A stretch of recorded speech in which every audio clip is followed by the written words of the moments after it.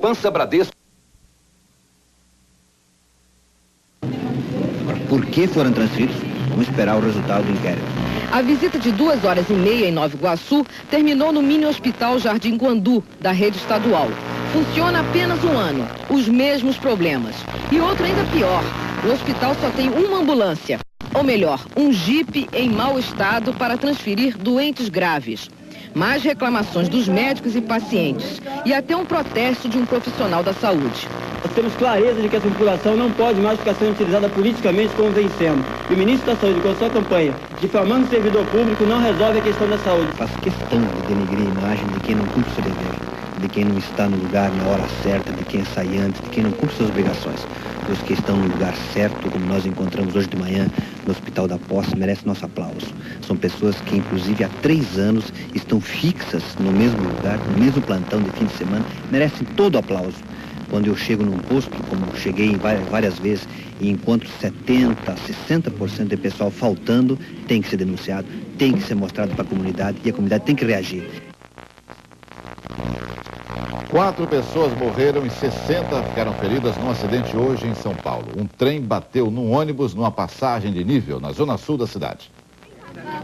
Eram 1h30 da tarde quando este ônibus da CMTC, que vinha do centro, em direção ao bairro do Tanaí, zona sul da cidade, se chocou com o trem de carga da FEPASA, que estava indo em direção à estação Interlagos. O motorista do ônibus, Nelson dos Santos, foi levado em estado de choque junto com outros passageiros feridos para o Hospital e Pronto-Socorro Zona Sul, em Santo Amaro. 4 pessoas morreram no local, 3 homens e uma mulher. Apenas 2 foram identificados. Jaime José Isidoro, de 46 anos, e Antônio Francisco de Lima, de 47. Não tem sinalização aqui quando o trem está passando? Nenhuma. Inclusive nem o trem apitou quando ele ia passando.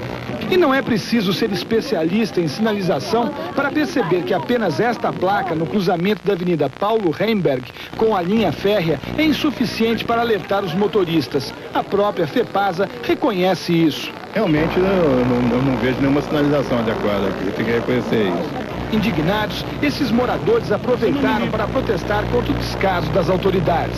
Eu moro aqui há uns 8, 10 anos, já vi vários acidentes aqui, certo? Uma perua Kombi, uma vez o trem arrastou até lá embaixo uma perua Kombi, morreu, há 2 pessoas, eu acho, entendeu? Então acho que a prefeitura, o estado, tem que ver uma passarela aqui. Já faz tempo e vai acontecer mais, entendeu? O Corpo de Bombeiros de Ouro Preto está treinando voluntários para evitar uma tragédia na cidade. A população convive com 2 grandes problemas. Faltam equipamentos no Corpo de Bombeiros e as ruas são curvas demais. Por fora, bela viola. Por dentro, pão borolento. Esta é uma velha frase mineira de efeito que serve para ilustrar um problema crônico de Ouro Preto. O maior conjunto barroco do mundo foi bem preservado ao longo dos anos, mas as paredes das casas escondem uma fiação elétrica do início do século, que está ultrapassada e oferece risco de incêndio. As instalações, na maioria dos imóveis, são inadequadas ao consumo de energia. São de uma época em que não havia aparelhos domésticos como TV e geladeira, que sobrecarregam a rede.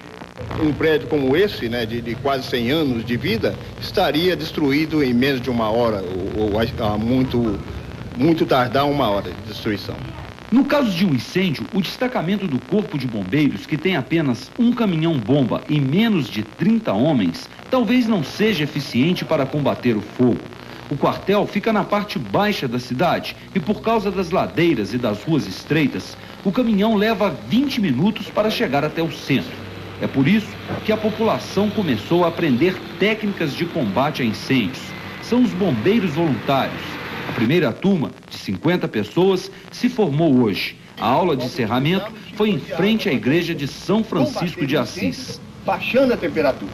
E baixando essa temperatura, não vai haver o calor A meta do programa é formar pelo menos 2.000 bombeiros voluntários aqui em Ouro Preto.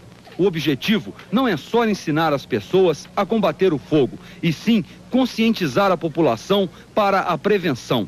Afinal, um incêndio de grandes proporções em Ouro Preto seria um desastre irreparável para toda a humanidade. O governo ainda não liberou, mas a livre negociação já existe na prática, pelo menos para os aluguéis. Em São Paulo, muitos proprietários já estão pressionando os inquilinos para reajuste fora da tabela do governo. E a recusa de negociação pode custar até uma ação de despejo. Os inquilinos já estão assustados. É o caso desta jornalista que paga um aluguel baixo. Já tentou um acordo com o proprietário, mas os dois não se entenderam. Com a livre negociação, ela acha que a sua situação vai piorar. Moro aqui há 2 anos, estou instalada, é a minha casa já, com tudo meu. E eu provavelmente vou ter que sair. Ela vai entrar na justiça agora, eu vou perder, porque ela quer a casa. Isso pode demorar 1 ano, 2 anos. Cada advogado fala uma coisa. Mas eu vou ter que sair. Para os proprietários, a livre negociação trará vantagens. Este senhor tem 4 apartamentos alugados. Aos preços de hoje, os aluguéis somariam mais de 100 mil cruzeiros. Mas juntando tudo, ele recebe 10 mil cruzeiros. Me aposentei para ter alguma coisa que me ajudasse a viver e, no entanto, não ajuda nada, até que estou sendo muito explorado. O entendimento entre inquilinos e proprietários não vai ser fácil. Quem avisa é o PROCON, um órgão de defesa do consumidor. Das 40 mil pessoas que procuraram o PROCON nos 4 primeiros meses deste ano, mais da metade era de inquilinos fazendo reclamações. O inquilino, com a falta de imóveis que tem no mercado, ele não terá condições realmente de negociar um índice. Então esse índice acabará sendo imposto e o que nós percebemos aqui na Secretaria de Defesa do Consumidor é toda vez que isso acontece, o inquilino fica efetivamente numa situação muito ruim. A liberação dos aluguéis vai favorecer os proprietários, mas eles não devem se entusiasmar muito. É que na briga entre proprietário e inquilino, quem vai decidir é a justiça. E rapidez não é o forte da justiça brasileira. Uma ação para rever o preço de um aluguel chega a demorar 1 ano, 1 ano e meio, até 2 anos. Depende da competência do advogado do inquilino, que por menor que seja, é sempre maior do que a paciência do proprietário. A seleção brasileira feminina de basquete começa na próxima semana os treinamentos para o Campeonato Mundial que acontece em julho na Malásia. Hoje as meninas do basquete fizeram testes de avaliação física em São Paulo.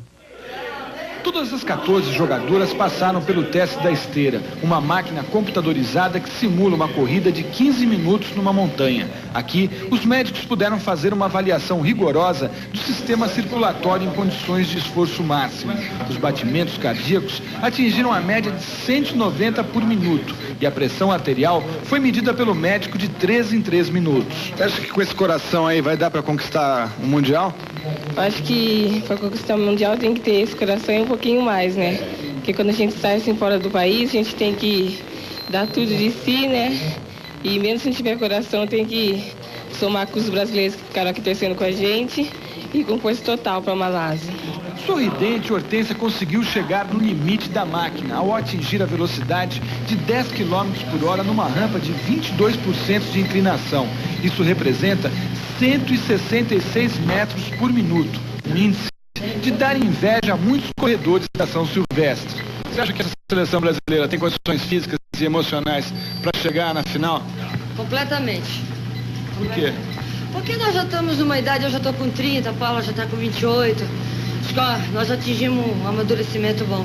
Nós submetemos a todas a exames cardiológicos e teste ergométrico e aparentemente está tudo bem. Amanhã, as jogadoras da seleção feminina de basquete deverão se apresentar à comissão técnica no início da tarde na pousada Beira da Prainha, em São Sebastião, no litoral norte de São Paulo. Lá, as jogadoras iniciarão os treinos táticos e técnicos na preparação para o Mundial da Malásia, que começa no dia 12 de julho. O mais novo morador do Jardim Zoológico do Rio foi apresentado hoje ao público. É um filhote de anta que nasceu há 1 mês e ainda não ganhou nome. Amélia é uma anta já conhecida do público do zoo. Ela está aqui há 15 anos e já teve 6 filhotes. O mais novo nasceu há 1 mês. Este filhotinho de 8 quilos, que até 6 meses de vida vai ter o pelo assim, todo listrado. Durante 1 mês, os dois, mãe e filho, tiveram que ficar isolados neste abrigo para evitar ciúmes e agressões do pai e dos irmãos. Hoje, pela primeira vez, Amélia saiu do abrigo e levou o filhote para conhecer a sua nova casa, que tem até um lago bem grande. Os dois receberam a visita não só das crianças, mas de uma velha amiga da família das antas, esta marrequinha Ferrugem, que mostrou ser mesmo muito íntima de Amélia. Depois arriscou até um carinho no novo filhote, que ainda não acostumado com o mundo animal, estranhou a brincadeira. 1 bilhão de telespectadores de todo o mundo vão assistir hoje durante 3 horas imagens impressionantes da devastação ecológica. É Terra 90, um programa das Nações Unidas para comemorar antecipadamente o Dia Mundial do Meio Ambiente. No Brasil, a Rede Manchete vai transmitir o espetáculo com exclusividade depois da novela Pantanal. O Brasil participa do programa com um dos temas mais polêmicos no mundo todo, a destruição da floresta amazônica. O programa vai mostrar também que nem tudo está perdido. Vai dar exemplos de experiências que podem conter a destruição do planeta, como o uso de energias alternativas. O forte vão ser os musicais, com transmissões ao vivo de concertos comandados por Olivia Newton-John e John Denver. O Brasil entra com Gilberto Gil. Hoje, na TV Manchete, ele ensaiou com os meninos da Bateria Mirim da Escola de Samba da Mangueira, que também vão se apresentar. Há uma consciência planetária, quer dizer, as comunidades todas do mundo inteiro, todos os países, todas as regiões do mundo, todas as pessoas, todas as faixas etárias, todas as raças, todo mundo, a humanidade, portanto, começa a se preocupar profundamente com as questões do futuro, com as questões do desenvolvimento sustentável. Ao contrário de outras campanhas, este espetáculo não vai arrecadar dinheiro para aplicação em qualquer programa ecológico. O mais importante, garantem os organizadores, é dar o recado. E para garantir esse recado, 200 emissoras de televisão vão transmitir o espetáculo para 90 países no mundo todo. Bem, estamos encerrando. Depois do realismo das notícias, você entra agora no mundo mágico do Pantanal. Boa noite e continue com a gente. E amanhã, o Jornal da Manchete tem a sua edição de domingo às 10 da noite. Rede Manchete, Canal 9 São Paulo. Free Jazz in Concert, nesse domingo, 10h30 da noite. Assista agora a Pantanal e a seguir, Terra 90. Fique com a gente.